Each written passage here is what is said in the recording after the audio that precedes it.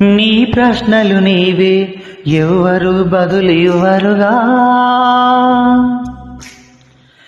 నీ చిక్కులు నీవే ఎవరు విడిపించరుగా. ఏగాలో నిన్ను తరుముతుంటే అల్లరిగా,